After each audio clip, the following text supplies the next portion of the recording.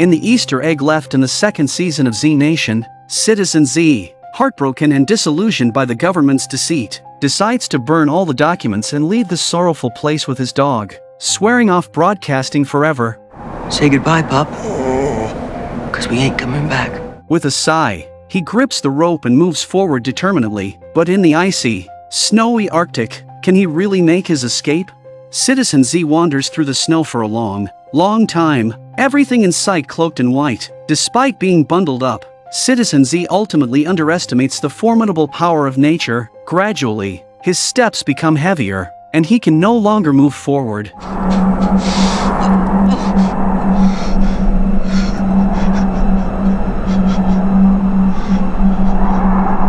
Half an hour later, his face is completely covered in frost, standing between heaven and earth like a statue, as the vitality within him dissipates rapidly. As Citizen Z teeters on the brink of death, a figure appears in front of him and slowly approaches. Citizen Z could vaguely see the figure approaching but couldn't make a sound. Could it be that one really experiences hallucinations before death? Otherwise, how could there possibly be another living person in the Arctic? But a miracle happens. This person first lays Citizen Z down on a sled, then covers him with their down jacket. After securing Citizen Z, this person pulls him through the white world. Time passes, and when Citizen Z regains consciousness, he finds himself in a wooden house, though he hasn't fully awakened yet. A blurred figure always appears in his dreams. Then, a delicate arm gently lifts his head, offering him some warm water. It is only now that Citizen Z can barely open his eyes. Although he is still dazed, he seems to see a woman with black hair. Citizen Z struggles to get a clearer view but unfortunately falls unconscious again.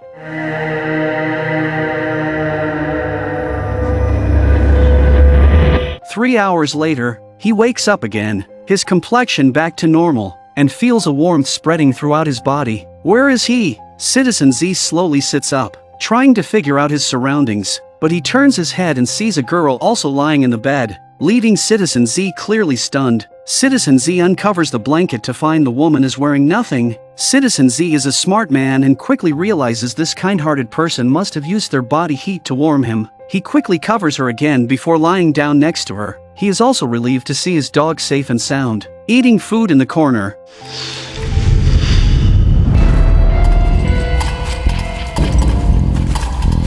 The next morning, Citizen Z feels sore all over, and the girl beside him has disappeared. He then notices he is also naked and hurriedly dresses to check the situation, unaware that a pair of eyes is watching him. I didn't see you there. Morning, sleepyhead. Hi? You're up.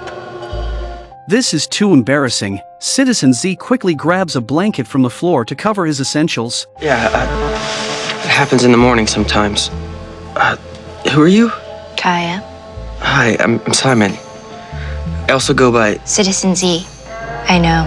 I'm a huge fan. For years, Citizen Z has been broadcasting from the Arctic Station, not only directing Team X towards California but also dedicating time every day to encourage survivors on how to live on through radio broadcasts. He also shared survival tips for the apocalypse, never imagining that someone was actually listening. As he thinks this, Citizen Z quickly changes the subject, awkwardly asking if they slept together naked. Kaya answers openly, saying there was no other way since his body temperature was too low and skin-to-skin contact is the fastest way to warm up. It was either me or my grandma, and Uncle Kasky definitely wouldn't have been willing, she says. Citizen Z is taken aback. Are there other people here too? Who? I'm just playing. How embarrassing. Want your shorts? Yes, please.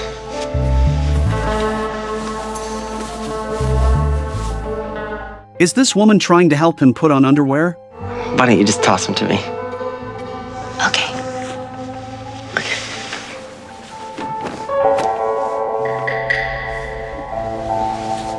After dressing, Citizen Z goes outside to see that this place is still part of the Arctic. Only now there's a river nearby. Kaya explains that after the apocalypse, to avoid zombies, they came here to live. Citizen Z's broadcast became their only way to know about the outside world. Mentioning this, Citizen Z shifts the topic again. He doesn't want to talk about radio broadcasts anymore. The deception has hurt him deeply. In the following months, He lives carefree here, watching the northern lights every evening, which is far more splendid than anything in movies. However, Kaya always urges him to exercise, hoping he'll recover and continue broadcasting, believing many people are waiting for Citizen Z's return.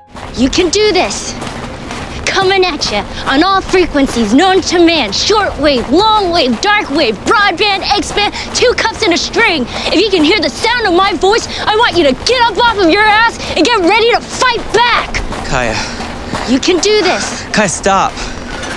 I'm just Simon now.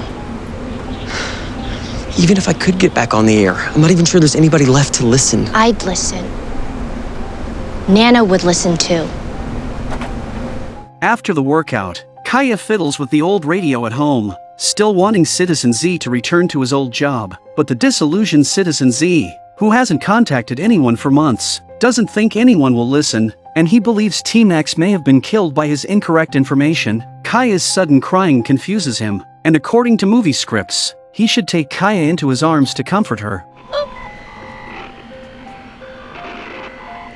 You know, Kaya sobs. In the apocalypse, Citizen Z is a hope in many people's hearts. As long as that voice exists, people feel there's still hope in the world. If you disappear, I don't know what will happen. At this moment, Citizen Z fully understands the significance of his existence, comforting Kaya in his arms. He tells her he will find an opportunity to set sail again. As they speak, he kisses her unconsciously. In the evening, it's time for dinner. Kaya prepares a very lavish meal for Citizen Z, especially since the exercise consumed a lot of energy. Just as Citizen Z is about to enjoy his meal, he notices that only a pitiful potato is in the bowls of Grandma and Uncle. What's this? Dinner. You need your strength. Feeling guilty, he immediately shares his own portion with them. Really, it's okay. No, not okay. I made it for you.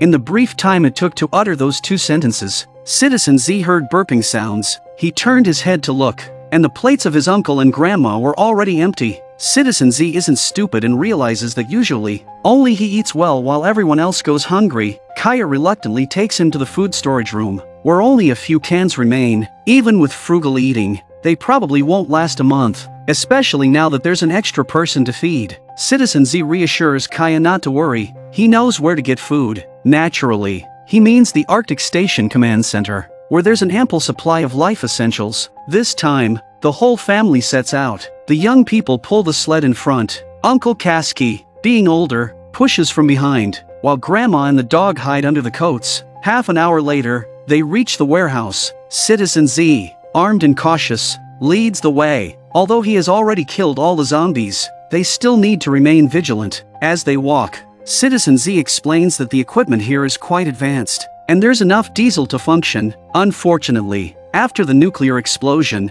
not only were the solar panels destroyed, but the diesel generator's circuit boards and fuses were also burned out. This was one of the reasons Citizen Z left. Kasky, with decades of repair experience, feels confident that some parts must be salvageable and immediately starts to check. Kasky convulses, and Citizen Z, recognizing the symptoms of mutation, prepares to take him out with a gun. I give you mercy.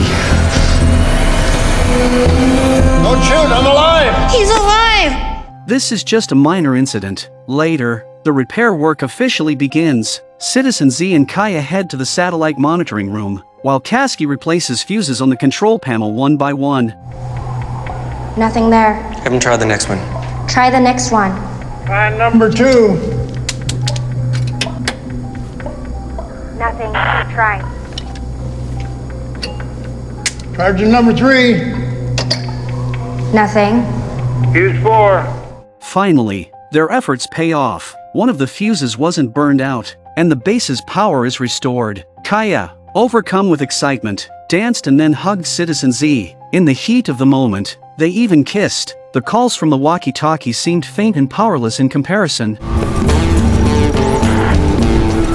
Kaya? Half an hour later, Kaya sat in front of the radio, finally seeing the place where her idol used to broadcast. She decided she had to try it out for herself. Yo, yo, yo. It's the Kai to the wire coming at you live. The new hot lips of the apocalypse.